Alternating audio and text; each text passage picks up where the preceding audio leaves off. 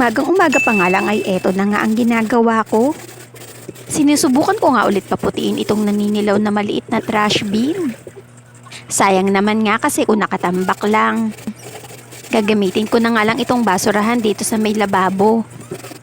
At sana nga mapaputi ko nga ito dahil sobrang dilaw na nga talaga nito. At ginamitan ko na nga ng parang stainless na brush yan.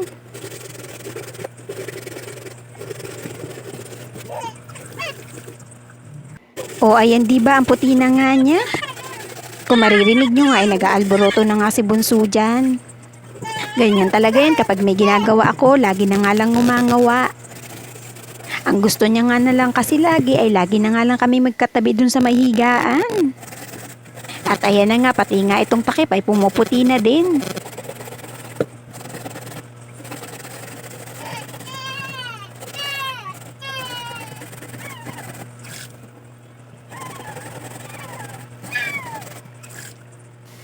O ayan, Shala, nagbunga din ang paghihirap ko. At ayan na nga, umiiyak na nga yung batang patutang niya.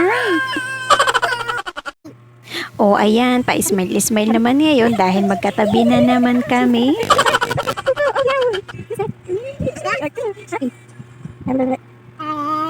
At maya-maya nga ay nakatulog din yan dahil sobrang aga pa nga.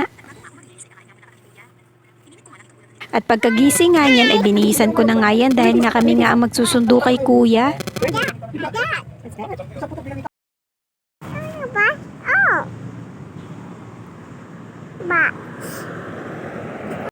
At ayan na nga, naglalakad na nga kami dyan papunta sa sakayan ng bus.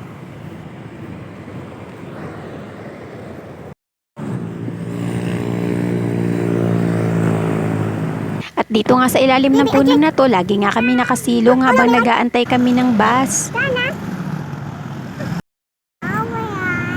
Hi everyone.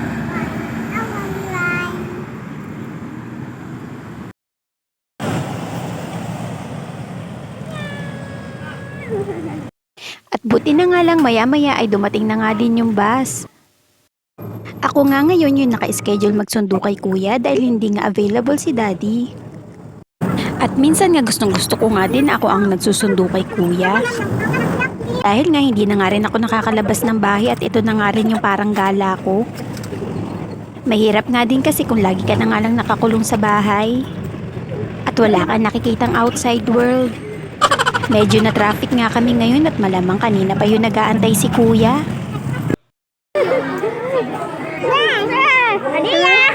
At dahil nga na traffic kami at kanina pa nag-aantay si kuya, sabi nga niya ay kumain muna daw kami dahil gutom na daw talaga siya.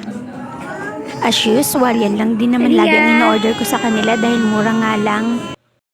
At ayan na nga, pagkatapos nga namin kumain ay nag-antay na nga uli kami ng bus pa uwi.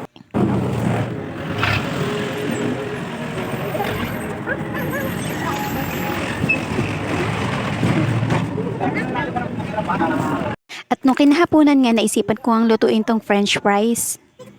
Eto na nga lang yung meriendahin nila ngayon. At dahil nga din nabitin sila sa french fries kanina.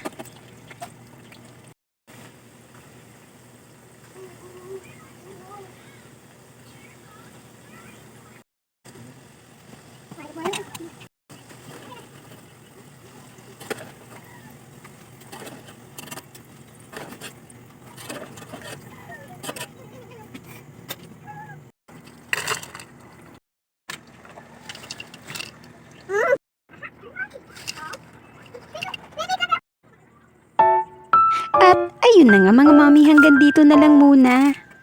Ako'y magpapaalam na muna. Hanggang sa muli nating pagkikita. Maraming salamat. Paalam.